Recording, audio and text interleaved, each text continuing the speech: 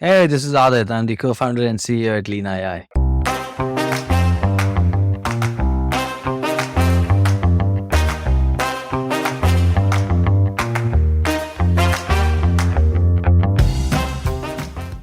If you've used ChatGPT and been amazed at how helpful a chatbot can be, then you would instantly understand the value of what Leena AI offers to enterprises. If you're working in a company and want to know what kind of allowances you are entitled to, or if you need to understand why your salary was less this month, then you can just ask the Leena AI bot and get an instant answer. No need to mail HR or wait for days to get the answer. In this episode of the Founder Thesis podcast, your host Akshay Dutt talks with Adit Jain about his fascinating journey of building up Leena AI pretty much straight out of college. Adit shares some amazing insights about finding product market fit, learning to focus deeply, and how to build a B2B product as an outsider. Leena has raised $40 million till date and is truly made in India for the world SaaS product. Stay tuned and subscribe to the Founder Thesis podcast to hear stories of founders finding product market fit and building large global businesses.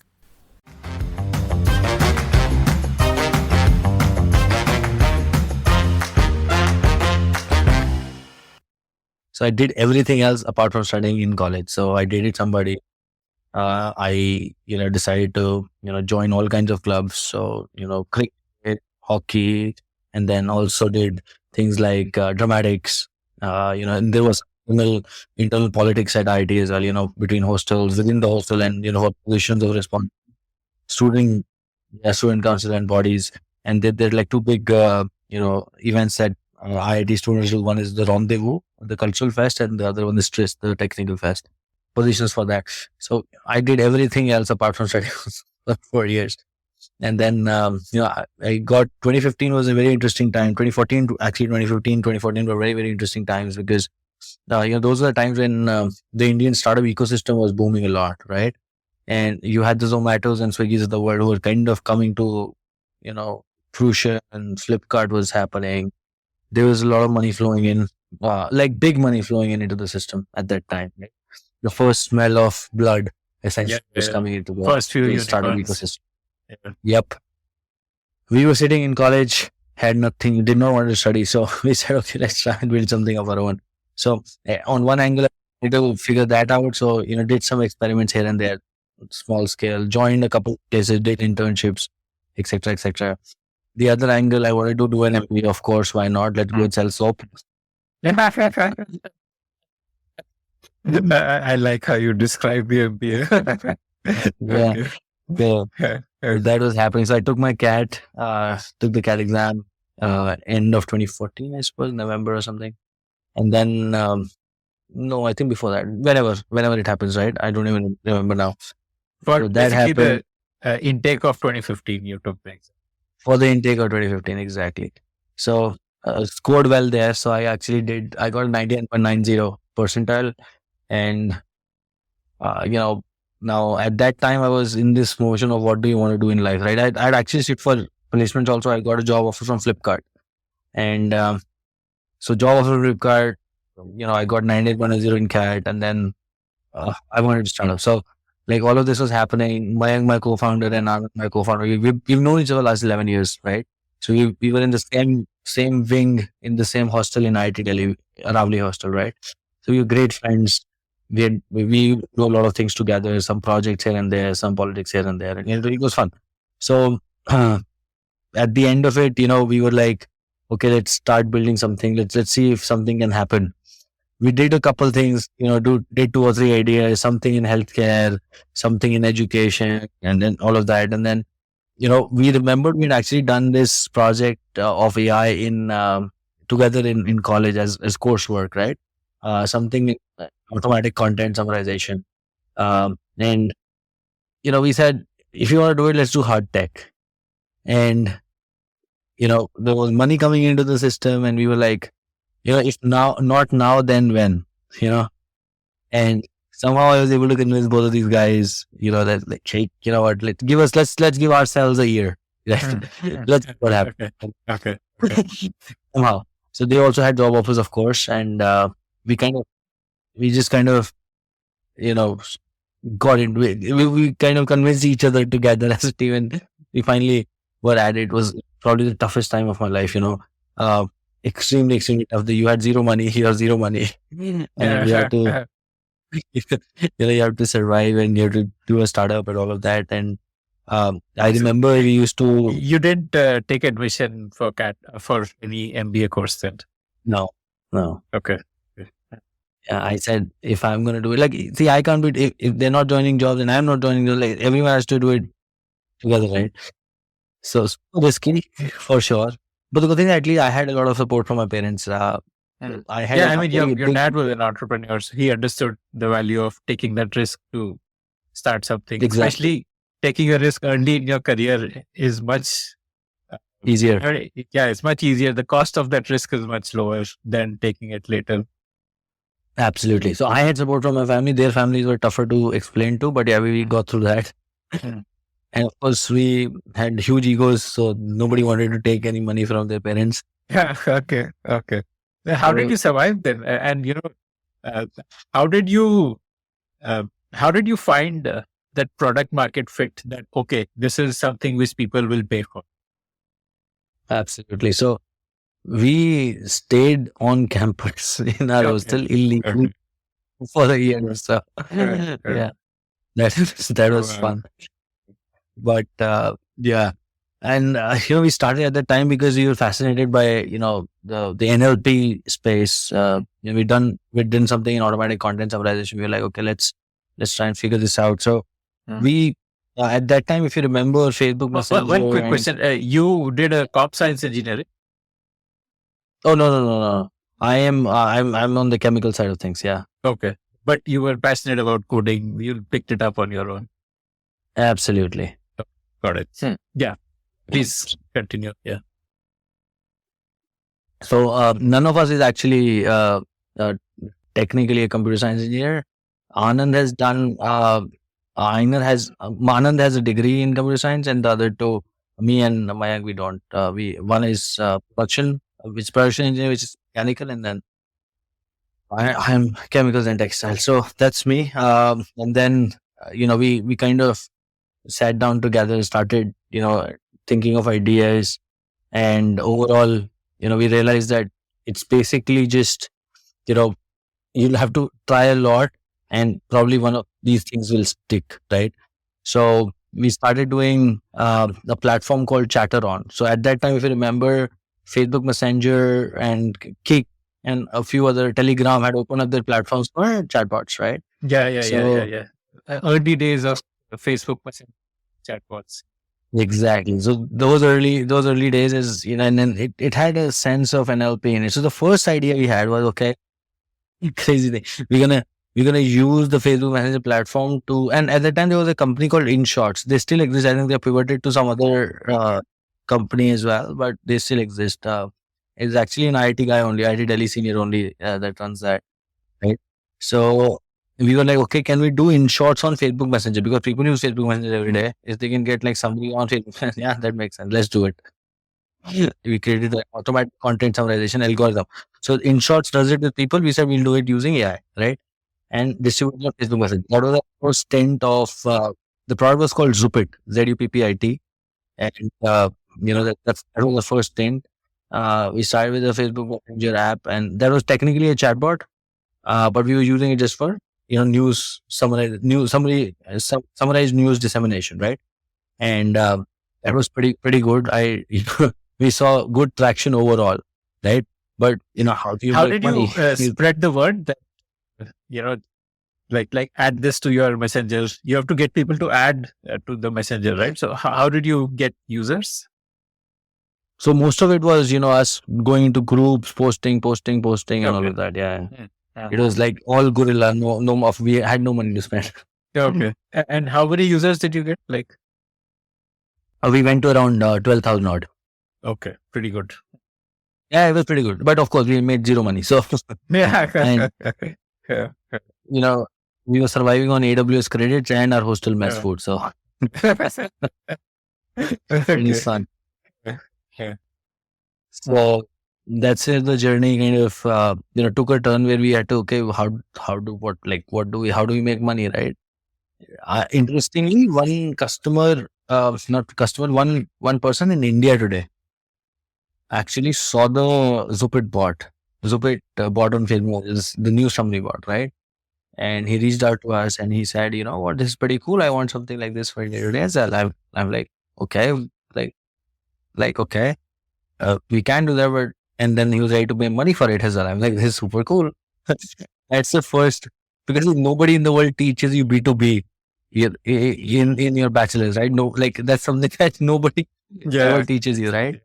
So I'm like, oh, business can be B2B as well. That's so cool. And that's our first exposure. We actually made, I don't know, 3.6 lakh rupees or something, 30,000 a month or something like that, right? It was a 30,000. SaaS product, or it was like a one-time build you did, or what? It Yes. must have been SaaS. Yes. 30,000 a month, so 3.6 lakh rupees. And that was the first ever, deal we made. And I was super, super excited. Now this is real money in our hands, and, you can actually do something. So with that, we kind of extended the idea into a product called Chatteron. Now I'm going to fast forward to 2016, right? This is late 2016, all of this has happened. We've made our first money. We've smelled first blood. And we're like, okay, this makes sense. Now let's look at Facebook Messenger as a distribution channel and see if we can, where all can we distribute, right? So we just started going bonkers on ideas. And then we said, okay, how can we like give this distribution channel in the hands of everybody, right? So the logical idea was to kind of, or basically make business happen or transactions happen on top of Facebook Messenger, right? So the idea was to allow for businesses to themselves create chatbots on top of Facebook Messenger, right? And then of course we extended it just like a classic rookie entrepreneur. The idea was to extend it as much as possible, so that you can create bots for your websites, Facebook handle pages, Twitter handles, everywhere, right? And that basically became Chatteron. So the idea was to allow people to come in, build customer support, marketing, sales chatbots for their Facebook Messenger pages, Twitter handles, and websites. And so this would be Kind what, of say, shoots. Gupshup, what Gupshup does. Gupshup is 80% of Gupshup revenue is still SMS, to my understanding or to my estimation. So they are like whatever, but yeah, you got the if you're talking about the chatbot business, the or you can say it's like Microsoft bot framework. It's like that kind of, where you can go and do it yourself. That is very important, right? It's a builder. So we went from over 30,000 businesses using Chatteron within a year. Crazy growth. Absolutely crazy. Like we had over 150 companies in 150 countries who were using Chatteron to build bots. Crazy as growth, right? And We this had is all premium- bootstrapped so far, like no all external bootstrapped, funds. yeah. Okay. No external funds. And again, the question of And- how did you get 30,000 companies? Like, how did you, was it like cold calling, cold emails and all, or was it like organically people were discovering you, or? Got it. So we had actually become a part of, at that point when Facebook Messenger launched, there were these micro communities that got created, right? And about people creating Facebook Messenger bots, or people who wanted to create Facebook Messenger bots, right? So we literally were a part of every single one of them, and we were like, I and the team was like, we were the top contributors to the overall community, right? So yeah, there's probably still a course. There probably would still be a course on Udemy or something. That you put up. Okay. Yeah, you'd find like hundreds of thousands of people who have taken that course. Wow. Okay. Yeah. So that was pretty much fun, and that happened. Now other side of Yeah. One quick question here. What did the Twitter bot do? Because Messenger, I understand there's two-way customer typing, Messenger responding. What does the Twitter bot do? Same. It's not a tweeting bot. So when you do a DM on Twitter, switch for that. Okay. And Twitter allowed, it had opened up that API for bots to handle. Yeah, probably not in 2016. I think 2017 or something. But yeah, it is open. Okay. Got it. And Yeah. what was this priced at? How were you monetizing? So I was coming to that. So we had a freemium model. So it was free up till 1,000 messages per bot, and then you had pay as you got above 1,000 messages, right? Now, while we had a great top of the funnel, our conversion rates were shitty, extremely shitty, right? How shitty? We had just like 20 paying customers. Okay. Pretty shitty, right? Very pretty shitty. Now, yes. So now this is a problem again, because of course, great top of the funnel, not converting. So we started digging deep at the end of 2017, Akshay, and what we realized was, we had made the classic rookie mistake of entrepreneurship, right? Uh, in order to build, or in order to be everything for everyone, we basically ended up being nothing for nobody, right? Because it was a platform. And conversational AI was such a new thing that nobody even knew how to create a conversational experience. We had given them the tools, but they don't know how to build a conversational experience. And this is Yeah. typically hard. It is typically hard tech. While we had dumbed down the tech, or we had simplified the tech using our platform, but still the elements of experience, etc., integrations, etc., was completely missed by the person who was creating the platform, right? Or who was creating the bot on our platform, right? So this led to a lot of revelations for us. Though having done that mistake, if I look in the hindsight, it was probably one of the best mistakes I've made, because now if I do anything new, I know what not to, for sure, because that's how humans are, or that's I'd say that's how dreamers are, right? Dreamers always dream of really, really big things. But now, as an intelligent dreamer, I can tell you that you can dream as big as you want, as the universe, but you have to always make sure that you get the earth right, and then you can go get the universe right. So that's the idea. That's something that's helped us forever. So what we did is, actually we started looking at the customers who had actually converted, who had actually started paying us, right? The 20 odd customers that we had. That point, actually, we realized that these 20 customers are basically, there was a handful of around 12 odd of these 20 customers who were using Chatteron to build internal chatbots. This is HR and IT chatbots, Wow. right? Okay. What Now, kind of this was companies? very Like software companies or like large companies? large companies. So one was Pidilite, Coca-Cola, some big organizations. And I was like, I was looking at what they're doing, and I'm like, what the fuck is happening here? Like, there are people who are applying leaves. There are people who are uh, looking at leave balances. People are looking at adding beneficiaries. I'm like, what is happening? Like, what is all of this? Having zero work experience, I never had a salary paycheck. I, I was like, what the fuck is even happening, right? And But Pidilite would have been using like a web version of the chatbot, right? Not through Facebook web version. messengers. Or, Yeah, not okay. one web version. Got Put it. it on the internal website. So, intranet, right? So put it on the internet. So very, very fun. Like, I was like, okay, this is great. So we rang up all the 12 customers, and we took hours of their time to try and understand what they're doing. I remember being in meetings, and they said that we have integrated your platform with AD. I'm like, what is AD? Even I don't know. What is AD? It is Microsoft Active Directory. It's basically it's your employees authentication. Yeah, if you have 100 employees, all of them will be in Microsoft AD, as that's how you authenticate them into all your systems, right? So, I'm like, what is AD? How did you integrate our solution with AD? But but apparently, because we are engineers, the way we had like kind of made the platform, we had made it extremely. One of the good things that it was an extremely flexible platform. I can even tell you this today, after not having worked on that for the last, I don't know how many years.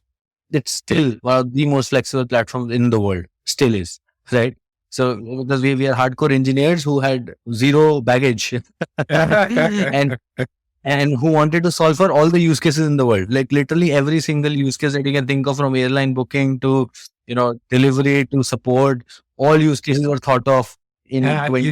You saw it as like a global platform that companies would build on, like say a SendGrid, like although like exactly not exactly, but yeah, something like that, which becomes a de facto platform. Really? Yeah, exactly. So it like this crazy flexibility that we built in, and they were like, we love how flexible it is, and all of that, and we were like, okay, this is great. But then we went deeper to try and understand, okay, why are you doing this? Why are you building this? Like, this should happen in some other application, right? You are integrating us with an SAP and Oracle and whatever, right? So a Workday. So why are you like, it would be happening there anyway. So why are people not going there, right? So what we then understood, Akshay, was that there is, in large companies, there is a problem of access to information. There's so many different people, department, systems, applications, that information that you need to do a job just gets lost.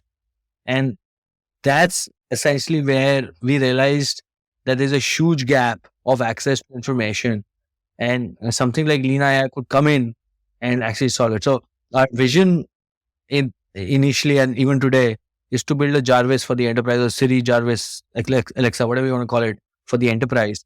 And that's where that's where Leena AI was born in late 2017 as a Siri for the enterprise. Yeah. Okay. Did you choose the name Leena inspired by Siri, like a female assistant? Well, no, it's my ex-girlfriend's name. I'm just, I'm just kidding. I'm just kidding. I was kidding. You're insisting a lot that you're kidding. Huh? I doubt that. So, there's a Swedish supermodel. There's a Swedish supermodel named Lena Soderberg, right? So the photograph of her face is used in face recognition. When you write a face recognition algorithm, right? Let's say you and I both write a face recognition algorithm. So whose is better? How do you know whose is better, right? So you have to run the algorithm on one photo, on just the exact same photo, and you have to do feature extraction, right? Nose, length, breadth, etc. Eyes, eyebrow. You have to do feature extraction, and whoever, and then we'll measure who's better against, right? Against what we, because on that photograph, there is a global standard that has been created, that this is, what measurements are, right? So that's how you do it. Now, once the photograph that is used is that of one Lena Soderberg, who is a Swedish supermodel of the 1960s, and her face is said to be the most symmetrical, left-right symmetrical face in the world. So the left-right symmetry of her face is the best in the world, and that's why we kind of thought, okay, why not? Let's do Leena. Fascinating. That's so fascinating. It's like there's this Henrietta Lacks or something. I don't remember, some woman whose blood is still used for a lot of medical testing, something like that. I remember reading. Fascinating. Yep, it's just like that. Yep. Okay. So, just one or two quick questions here. These enterprises that you were talking to were all Indian, or they were across the world? Across the world. We had Vodafone from Germany who had tried using Chatteron. Wow. And like you had that ability to handle multiple languages in it. Yeah. As we wanted to be everything for everyone. Amazing. Okay. And what was the pricing at this time in the self-service module when you had this as a self-service? It was a per message pricing. So probably a cent or something per message, but yeah, it was a per message. Okay. So then once you decided to build a solution for enterprise HR, tell me like the journey after that. Like, how did you figure out that these are the sources of data, that these are how I need to collect the data, this is how I need to organize the data, and all of those nuts and bolts, because you hadn't worked in HR personally, you've never got a paycheck, so how did you figure all that out? Yep. No, great question. So initially we wanted to build an enterprise series. So not just focusing on HR, but across the enterprise, like HR, IT, admin, finance, procurement, sales. Employees can go in and take all kinds of enterprise support. So if my laptop is slow, or I'm not able to access, let's say SAP, or I'm not able to send an email, or my video is not working on Zoom, or I want to add a dependent, or get my salary slip, or ask why my taxes are high, all kinds of problems. Why is my, where is my reimbursement pending? Any kind of question, if I have, you come to Leena AI. That's the vision of Leena AI today, right? And it was back then as well. And it remains to be our vision at this point too. Now, but we had a huge learning, right? The learning was, don't be everything for everyone. else will be nothing for nobody. So early 2018, we were just 3 people. We took a call. We started talking to these customers, the 12 customers we had, and we realized, dude, their enterprise, architecture and landscapes are extremely complicated, and we don't know jack shit, right? So if we try and do everything again, we'll be done, right? Of course. So we need to kind of learn from our biggest mistake and get better at it, and that's where we verticalized into HR very, very deeply, Akshay. We said, this time around, we're not going to make the mistake. We'll not touch anything at all. We'll just be, our vision is to be an enterprise virtual assistant, but let's just focus on HR and be an HR virtual assistant for now. And then as we raise money and as our teams grow, we will look at doing other things as well. So that is where our journey started as an HR virtual assistant. It was super, super, amazing for us. And, I think it paid off really well because we got like 20 odd customers, and then we went to YC in summer of 2018. Like within the span of 6 months, we got 20 odd customers, and we went to YC And post how that as well. you like co-built with these customers, like to figure out the connections, the data structures, and all of that? Like, Yeah. We had zero access. Like they use SAP, we don't have any access to SAP, right? So I think it's just about, hey, we are doing this. We are the best. We know how conversational AI works. We are very, very good globally at that. But we need your help we need, and don't worry, I'm not going to give you $100,000 bill to do this, right? Give me $5,000, $10,000. If I don't figure it out, I'll pay it back to you. No worries. I'll give you the money back. But give me an opportunity.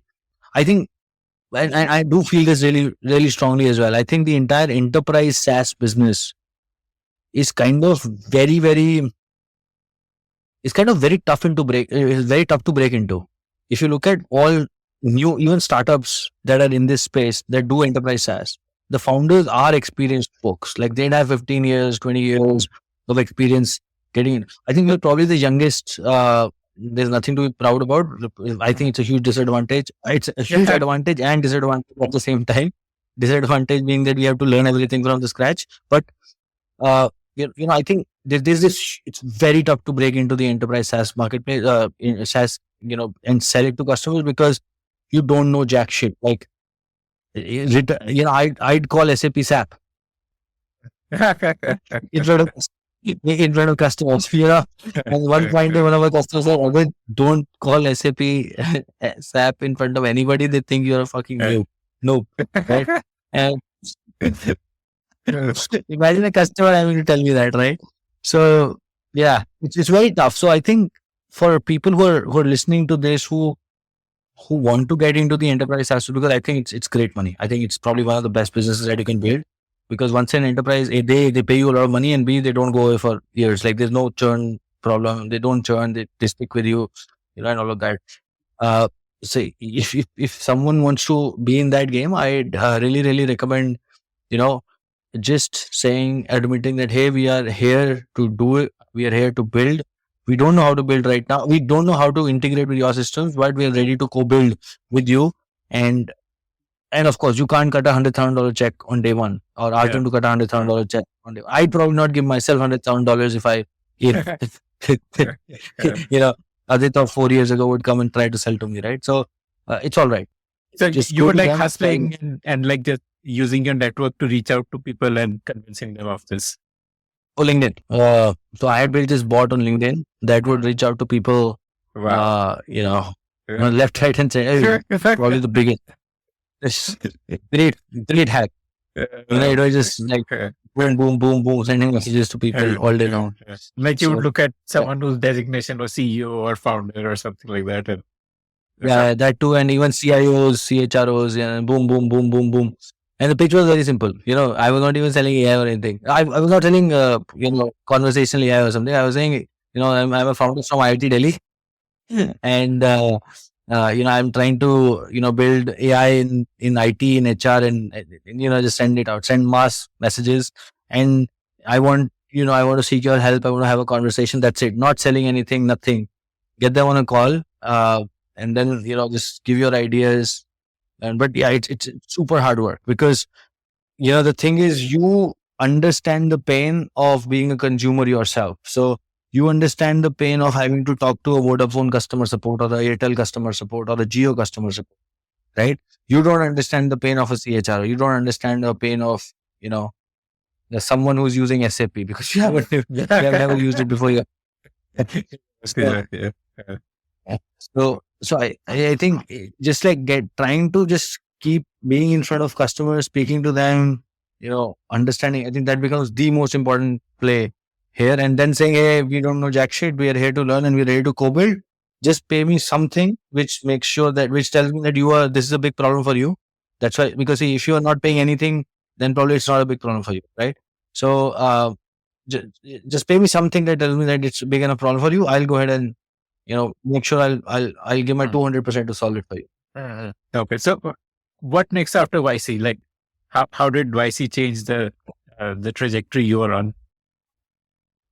So I think YC was very, very pivotal for us overall to give us a global perspective, right? That's the first time I ever went out in the US. I went to the US, and I got to speak to customers across the globe, especially in the US. And uh, overall, I got to say that yes, the same problem exists everywhere in the world, right? I think that was the biggest plus, that yes, what we are doing is actually a huge, huge global problem. YC opens a lot of networks, a lot of it just opens a lot of doors for you, not just from a customer standpoint, but also from a VC standpoint.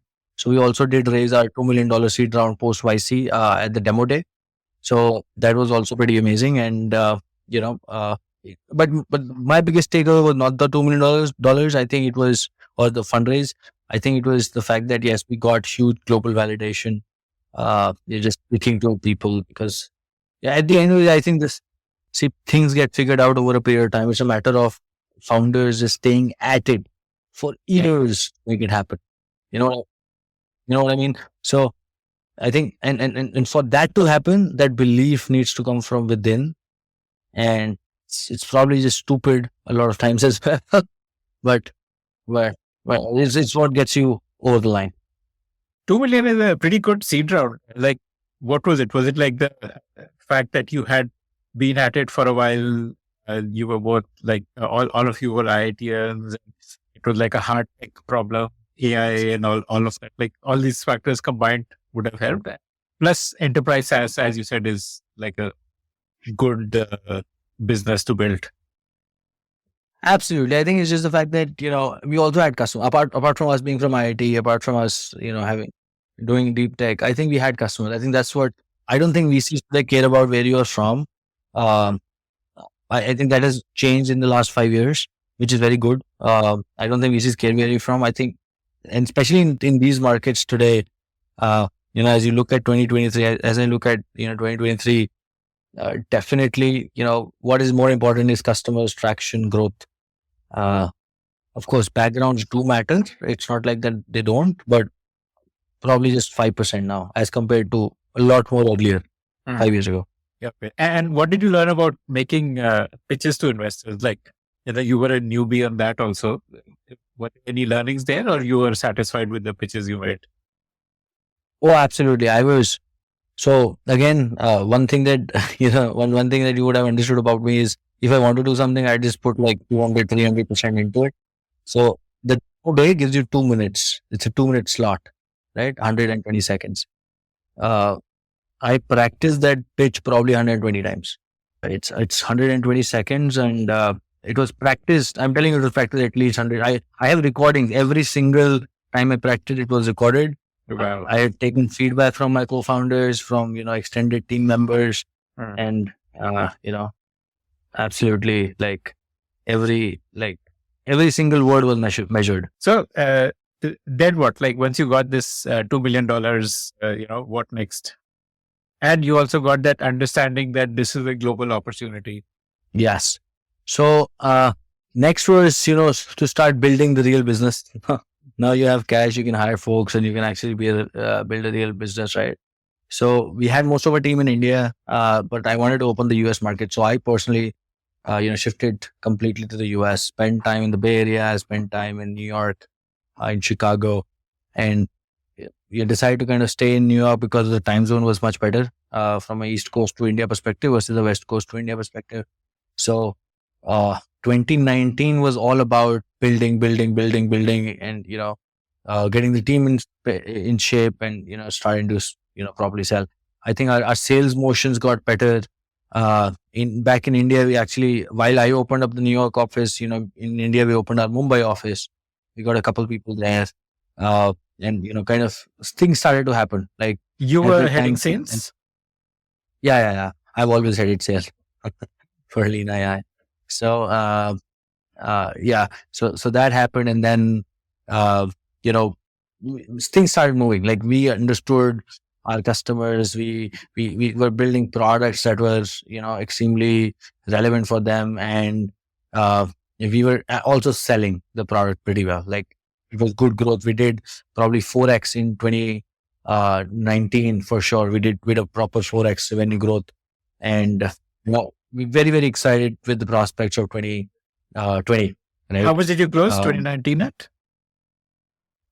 I don't remember exactly, but it should be around 600K or something like that. Okay. Yeah. Okay. 600 to 800K. 800K. 800K. Mm, It's okay. mhm. Yeah. And Around 3.5 of growth. what did you learn about B2B sales? I'm sure you would have, like, from that early pitch of give us some money and we'll co-build with you, you must have become significantly more polished in your approach. Absolutely. So I think every 6 months at Leena AI, our sales methodology changes. So the reason is I think we just mature up. We mature up. It's like we are in school. You're completing classes. At Leena AI right now, every 6 months our sales methodology and then the way we sell changes. I think it's been a crazy journey overall, and I think the learning in 2019 was specifically on the uh, on the fact of, okay, can we get customers to sign up upfront, right? And we'll not talk about $5,000 as something to try about. Can we talk about $20,000? Can we talk about $25,000, right? And that was the biggest push, and at that time that seemed to be so hard for us to do. And I think we were fairly successful in 2019 to be able to do that, but still there were a lot of pilots which were getting converted instead of direct sales, which I was okay with. I think that's completely all right. I think if someone is giving you whatever amount of money, every single dollar is valuable to them, and it's justified for them to seek value or confirm value before they spend. That's how I'd spend today, right? So that's yeah. So So you, 2019 was more about like POCs, you, but you but used to larger do like contract. low cost pilots for companies until they are convinced and then convert them into a full paying customer. Okay. Got it. That's correct. Okay. So And 2019 ended pretty well. Yeah. yeah, then what? Like once the pandemic hit, did that impact you in any way? Tell me about that. So we had a great pipeline. Exiting March, we had a super amazing pipeline, and we were very, very, very excited. March, we had a super amazing. We were very excited about what we're going to close and all of that, right? Certainly, on the US had already reacted, so the US business was anyway, and then India also reacted in March itself. And certainly, we were like, okay, I remember we had our 40, 45 odd people at that time, and we were like, okay, shit, what's going to happen? What are we going to do, right? And all the pipeline froze. Thankfully, none of our customers churned, and within like a month or two. So April was probably very, very like frozen, but post April, we actually had our biggest quarter, closing September. Like, Because everyone was moving remote. So the need for uh, tools that make remote working smoother was shooting up. And yep, you got that, like the way Zoom got that pandemic boost. I'm guessing you would have also benefited from that. absolutely. So, just like Zoom, we were Skyro. We had the largest quarter ever. Till then, at the point, when the pandemic started, uh, we were getting crazy, inbounds from VCs also. So, uh, yeah, we actually did our Series A fundraise in the middle of the pandemic in November of 2020, led by a Greycroft of $8 million, and it was just running off the back of us doing. I think we would have still been there from a revenue perspective, but I kind of believe that it became such a high priority that we were being discussed in board meetings in front of CEOs. So I think overall the pandemic did have a huge silver lining for us as a business. Mhm. Okay. And what was the how quick was it for a customer to get onboarded? did you have to spend a lot of time in integrations, or was it like in 24 hours your life? Mm. So we take 28 days to go live. Okay. Okay. Yeah. Tell me the journey of onboarding. Absolutely. So the biggest time is spent in two things. So there are two parts of the solution. One is integrating with your knowledge. So policies, documents, how to's, process documents, right? That's one. So if you ask, okay, what is my leave eligibility, right? That's like a knowledge, just like a policy thing, right? And then the second question is, how do I apply for a leave? Or, oh no, I won't apply for a leave. Or what is my leave balance, for example, right? Now, the first one is a knowledge query. The second one is a transactional query, right? So typically back then, it used to take more time to do the transactional integration because we didn't have a lot of out of box integrations, right? Today, the story is completely different. We've kind of crunched down times because we have integrated pretty much all the HR, IT, ERP, CRM solutions out there many times over. So we have like out of box integrators with every one of them. At that time, it used to take time doing those integrations as well. Okay. And how did you absorb the knowledge? Was it like just like import all of it in Word documents, or like how was that happen? So customers used to give us their PDF files at that time, and then our AI would run on top of it. Today, though, it's very easy. Today, fast forward to today, we have like integrations with SharePoint, Confluence, name it, Zendesk, knowledge management, ServiceNow knowledge management, Salesforce knowledge management, all knowledge, but Dropbox, Drive, File, whatever. Give us a knowledge management system. We'll integrate with it. Our AI will go through it and do all the magic at the back. Okay. And does this need human training? Like, I'm sure it must have initially needed some sort of human training to make sure that you're reading the policies correctly, you're not getting something wrong. Back in a large company, policies can be very complex, right? Back in 2019, yes, it did need some amount of training, and but today, we've automated 99% of it. Like so, and that's one of our biggest competitive advantages today as well, because something that you'll need to set up in a chatbot company will probably take like a year, 2 years to set it up. Leena AI can set it up for you in 7 days. Wow, amazing. Yeah. Okay. It's a huge competitive advantage. Like nobody is even like close to our technology today. Wow. Yeah. So now that 28 days is compressed to 7 days, you're saying? Yes, but the size of our deployments have increased manifold, Akshay. So we are doing multi-country, multi-geography, in those cases, of course, there are, approvals, that is not approved. So our time spent is probably just like 7 to 14 days. But customers have of course, we're talking about the largest of the largest customers, right? They have 15 approvals to take before, and that's okay. That's part of their business. That's a part of their process, and we respect that. So the time probably has not crunched. The time effort on our end has completely gone down. It's just And how do you monetize? Like at Chatteron, it was a per message monetization, which I'm sure now would be maybe a per employee or something like that. How do you do it? It's a per employee per year subscription charge. That's correct. Okay. How much is that? So varies. So we have like 8 products at this point, and like all the products are, they solve some specific problem for the customer, right? Either in HR, in IT, or then there's the enterprise module as well. So you can either buy the HR module, you can buy the IT module, or you can buy the enterprise module as well. Then there are other modules like finance, ERP modules. So you can buy any one of these, or you can buy the enterprise module and you get everything, right? So it depends on what you buy. It could be, it also depends from geography to geography. So we do realize and are cognizant of the fact that, from a business case perspective or an ROI of automation perspective, automating away, let's say, 1,000 tickets for a customer in the US versus automating away 1,000 tickets for a customer in India just has different value or has different dollar value to it. Yeah. So we're cognizant of that fact. So our pricing varies per geography as well. But what's like a range? Like say for just an HR module, for what would be the range between India and US? It could be very different. So it could be starting at, let's say $3 to $8 per employee per month in India. The US it would be starting at around $10 to 10 to $50. It depends what you're buying: HR, IT, Yeah. procurement, ERP, enterprise. But yeah, of course, we are now we add a lot of value to our customers, and we do charge a premium for the value. We are the best product in the market. We know it.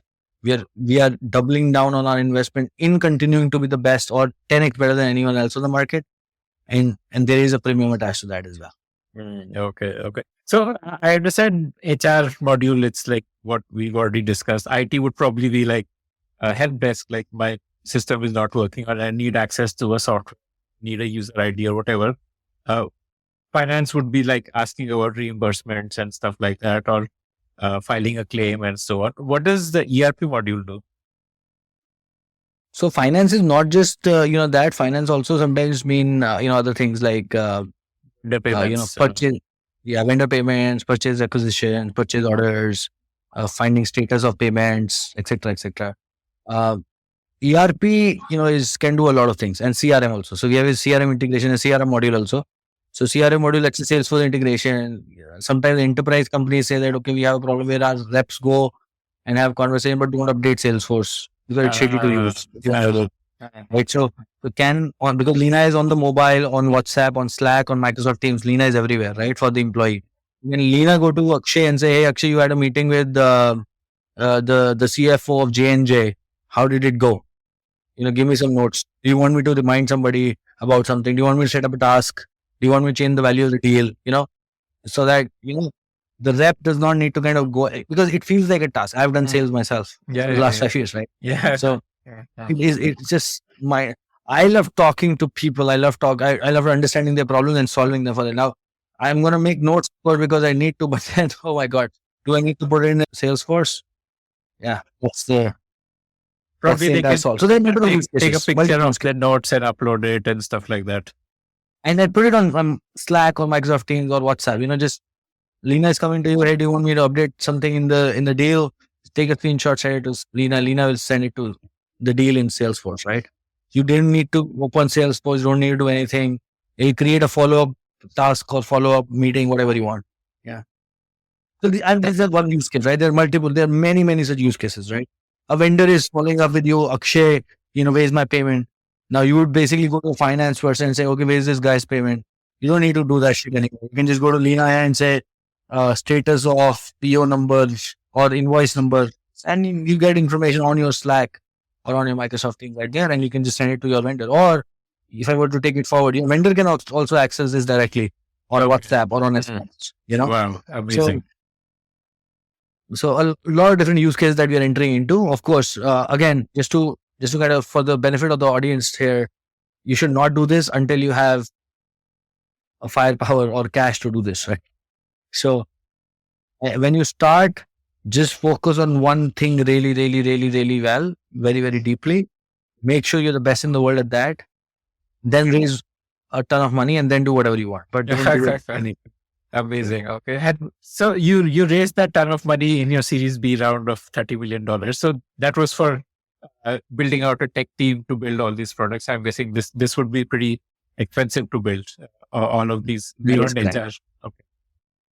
Absolutely. See, this is it's a $500 billion plus play over the next 5, 7, 10 years, and I'll explain why.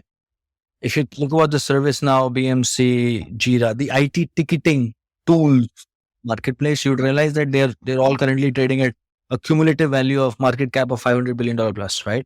Now, what is their sell? They say that I'm going to go to companies and I'm going to help them manage tickets better, streamline ticket management. But at the end of the day, the tickets are being solved by humans at the back, right? Of course.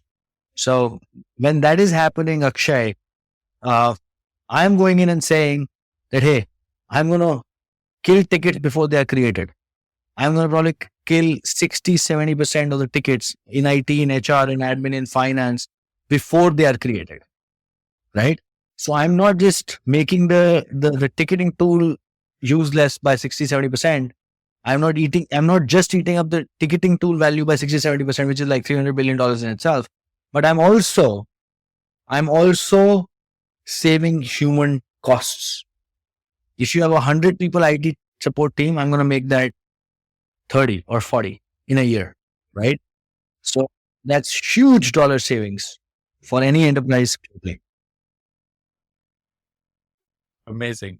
So, do you also enable that human ticketing? Like, say, somebody being actually able to raise a ticket to another human being in IT for whatever, like something which is not Yes. covered in the knowledge base that you ingested.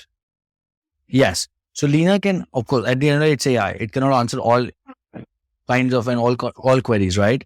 So we have built our own case management system, which is also a ticketing system, so that anything that Leena cannot respond to actually goes and gets raised as a ticket. Okay. And that would probably eventually get added to the knowledge base, because once somebody answers a ticket of a certain type, then the next time Yep. that type of ticket is created, you can just answer it directly. That is correct. Wow, amazing. So, are you also looking to extend this towards customers? Like, I mean, for working with customers, especially for SaaS companies, this could have value. No. So the way we believe that this market is playing out, Akshay, it's very important to be really, really deep in a vertical, right? So I don't want to make the mistake of being everything for everyone again, right? Yeah. I think there is immense, and I'll tell you why. So there are two things that are playing out together. One is the NLP algorithms that understand what people are asking for, right? Our NLP algorithms are very focused, or we have custom NLP algorithms just for HR, just for IT, just for finance, right? We have built, like, we are not taking the platform approach that, okay, this is a generic NLP, do whatever you want to build on. No, that's very poor in terms of ROI, in terms of accuracy in the real world, right? So we have a specific algorithm for HR, we have a specific algorithm for IT, we have a specific algorithm for finance, right? Now, that's one part of the story. The other part of the story is also integrations, right? It's not just, see, let's say you ask Leena AI, Akshay, you go and ask Leena AI, why is my salary less this month? Now, to answer this question, Akshay, Leena will need to understand what you're saying, which is the NLP, that Akshay needs to know why is his salary low, right? Or why is the tax high, right? And secondly, Leena will need to have access to data from multiple systems, like your payroll system, your HRIS, your leave and attendance system, to put this together and then give you a response, right? So one is the NLP, the other is the integrations, and both have to function and go really, really deep in an enterprise to be able to add value, to actually be able to do 70%, 60-70% automation. So we have ambitions of being the Jarvis for employees, but we don't want to go anywhere close to doing customer support or marketing bots or something like that. I think what we are seeing is, in the next 5 years, just like you saw two platforms come out. So the CRM platform and the ITSM platform come out as separate platforms. They technically you can say that, you can use a Salesforce as ITSM. You could, if you wanted. ITSM means IT service management, like ticketing. Yes, ticketing, right? Okay. Like Salesforce has a ticketing tool of its own, right? So for customer, but you see that CIOs manage two platforms. One is the CRM, and there's because they go deep in their own areas. Something that Salesforce can't do, ServiceNow does, or a BMC does, and something that a BMC cannot do, a Salesforce does, right? So they go very deep in their own areas, every single day. And I believe in the next 5 years, this industry is going to evolve there, where there's going to be a master enterprise virtual assistant, Leena AI, which is going to do all employee support and employee service experiences. And then there's going to be something on the consumer end that a CIO will buy on top of Salesforce. So I think that's how this market is going to evolve. Okay, fascinating. Okay. So what is your current sales challenge that you're solving? Like you told me, 2019, it was about getting customers to buy upfront, and you evolve every 6 months. What has been the evolution since then? What have you learned? I think the biggest, or where we are today versus 2020, I think the biggest difference is we are doing extremely high value deals with proper value selling. Now, what does that mean? If I'm going to a customer today, Akshay, I don't talk about products, our product, our features. I talk about ROI. I talk about understanding the exact problems that you have as a CIO, as a CHR, or as a CFO, and saying, okay, you want to reduce cost? Let me help you reduce cost. Today, your IT support team has 100 people. I'm going to take that down by 60 people in the next 1 year. Not just that, I'm going to tell you exactly how I'm going to do it. So today, these 100 people, they get these 1,000 tickets. These 1,000 tickets are categorized into these categories and subcategories. In these categories and subcategories, I'm going to do this much automation. This category, I'm going to do 100% automation. This category, I'm going to do 20% automation. This category, I'm going to do 80% automation. And this is exactly how will I automate. I'm not just telling you I'm automating. I'm also telling you this API I will use to automate this. So when an employee says my password is, I want to reset my password. Right now, a human is doing it and then a SMS is sent on their mobile. I'm going to use this API to automate it like in real time, right there, right then.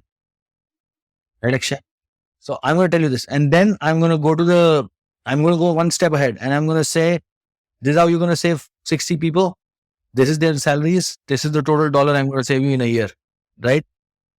Now pay me this much. This is real dollar saving for you. And to sweeten the deal, I am going to tell you that in your contract, I'm going to commit to you a self-service ratio. I'm going to commit this ROI, this 60% automation in the contract to you. In case we don't achieve this number by the end of the year, I'll give you credits back. Now we to this level. Now this is the maturity level today in 2022, but it's been a journey. I think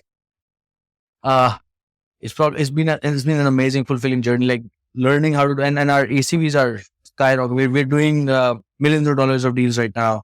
Wow. And The ECV is average contract value. Yes, average contract value. Yes, that's right. Oh. You must be selling to like Fortune 500 businesses. Yeah. Global Fortune 500 businesses, US, Middle East, Europe, Southeast Asia, India. Yeah. So the way you do sales is first you need to get this information from business, like what are the number of tickets, category of tickets, what is headcount and so on. And then you make your pitch. Yep. Because it doesn't make sense, right? So if I can't save you money, what will you do with the proposal? The proposal will not be worth the paper it is printed on, right? Great, amazing. And how do you make it institutional that this is how you make a proposal? Like, I mean, I'm sure you would be a pro at making a proposal like this with exact ROI and so on. But how do you institutionalize it so that someone who's joining you today is able to make such proposals in a couple of months' time? Absolutely. So again, I don't think we have reached a level where I'd say, it's running like clockworks today. It will be in the next 2 months because we've kind of figured it out. It's a journey, right? So like getting to this level is a journey in itself, right? And I think the plan, not the plan, what we already executed is that, okay, there are discovery questions. So like we've written down discovery questions that, okay, ask this. If you ask these 15 questions, you'll know whether the case can be created or not, right? Whether we can add value or not. Once that is the case, then you ask these more questions, put this in. So there's an Excel template that's been created, you put it in. Of course, every time I don't think you can actually use an Excel because this is enterprise sales, right? Enterprise sales, okay, no, I don't do it this way, I do it that way because every enterprise, is unique. And then, so I don't think it can be completely templatized ever, but yeah, if a person is logical and they know how to think about things, you have to just think with first principle, right?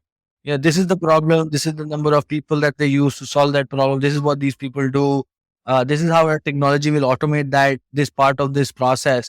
So this is the dollar shape, right? It's pretty simple. Like it's first principle. Tell me about building up the organization. And I mean, you look after sales specifically. So how do you build up your sales organization? What's the way in which you scaled up and hired people and made them productive? So I think we've made our fair share of mistakes on the way for sure, right? I think post our Series B, we scaled up very, very rapidly. We went from 7 sales folks globally to over 40, right? We made mistakes in terms of, hiring the right people, like competency. We didn't check competence. It was like a accelerated sales hiring process, right? We were giving out offers in like 2 interviews. So I don't think we checked for competency properly. I don't think What does this checked mean for- to check for competency? Got it. So when you do enterprise sales, there are many competency frameworks available in the market. But I can tell you a few of them very, very directly. Like, I think, so if you want to look at any salesperson, I think, they need to know how to run a good discovery, enterprise sales, how to run a good discovery, and identifying, which is basically talking to the customer, identifying their pain, uh, articulating and understanding that business problem really, really well. So running a good discovery, articulating and understanding and articulating that business problem really, really well. Tying it to business value, right? So having an understanding of the solution and how that solution can solve this business problem is basically tying that problem back to and creating a business value, right? And then I think the enterprise sales has multiple stakeholders, right? So whenever I go into sell, I have to sell to the CIO, to the admin, to the finance person, CFO, CHRO. There's so many people because we are selling to the enterprise, like the entire C-suite, right? So that person should be able to, or knowledgeable enough to hold conversations with any kind of a persona, right? It might be the case that to run discovery, the CIO sent you down to an admin level person or the leader of shared services, right? He's also a leader. Another leader who's a leader of shared services, who might send you to even further down to a manager or to a direct IC level person who is closing tickets. So now you need to be humble enough, and you need to have that acumen to talk to every single persona, across the value chain, right? So to that IC person who's solving tickets, to that CEO or CIO or CFO, you need to be able to have conversations and build relationships across the spectrum. So I think, we didn't kind of do that enough, but thankfully, out of whatever we hired, we got a good bunch of folks who we have been able to train and scale up now. And if I were to do it all over again, I'd just say that I'd be more stricter on these competencies, and probably hire slower than faster. I think hiring this fast was definitely not needed. And it led to us doing a lot more training later on than what we could have got directly from the market. But it's okay. How do you assess these competencies? I mean, the way I understand, these are like so complex that maybe you actually need people to join and work with you for a month or two before you will genuinely be able to assess that, yes, he has these competencies. That is pretty much true. But what you can do is you can hire from companies that follow these competencies, like a sales. So hire from Salesforce, hire from ServiceNow. These guys have such competencies already. Right. They're also tough to get on board. But you should be okay with hiring slowly, but not compromise on these competencies, because it takes, a person who does not have these competencies, you'll have to spend those 6-9 months just training, get them up to speed. You know what I'm saying? Okay. Fascinating. So tell me about competition. I believe MoveWorks is one of your competitors, right? I guess they would probably be the biggest in terms of competition.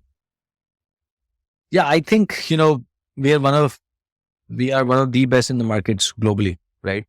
In the market globally, right? And I think our other pair would be MoveWorks for sure. And I think I'm not too concerned about MoveWorks or anybody else. I think our biggest competition, or the industry we are here to disrupt, is essentially ServiceNow. We're disrupting ServiceNow, and we're disrupting BMC, the likes of BMC and Ivanti and those legacy ITSM softwares. So I think I told you, it's a $500 billion plus market. I don't think a MoveWorks is a competition to us. I think the real competition or the real war will be between us and ServiceNow. Okay. So you're saying it's not a winner take all market. There's enough space for multiple businesses. So I think, we're already at the top of the pyramid at this point. Like, there were probably a lot. So back when I started in 15, 16 16 in conversational AI. By the end of 2017, I think there were 2,000 companies that were doing conversational AI globally. That was everything, not just enterprise, but everything, customer support, marketing. And most of them were on that side, right? Customer side. I can tell you this, that only 10 odd remain relevant today. That's it, probably just 10 odd, 20 odd, let's say 20 odd remain relevant today, right? So only 1% have remained relevant. I think all of them have won and will win a lot of, and will make a large impact on the world over the next 5 years, all of them. But I also do think that out of these 20, probably just 2 or 3 remain on the enterprise side of things. So we've already won, like whatever we have achieved in the last 5 years is a lot of hard work. It's not like somebody can come in, overnight, and because that's the other thing about enterprise SaaS, right? There are so many complex moving parts of the puzzle. AI, then you have integrations, and not just that, you have sales competencies, you have marketing competencies, you have to figure out how do I go and sell in a particular geography, right? There's so many things that are happening. How do you make how do you make sure that customers do not churn? That's another set of, math science that's happening. Like, how do you make sure adoption is good? How do you make sure, customers continue to renew?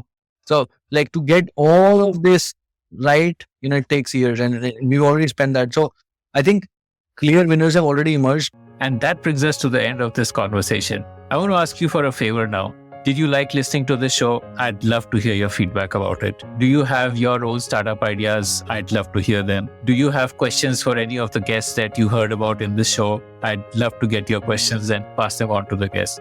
Write to me at ad@thepodium.in. That's ad@thepodium.in.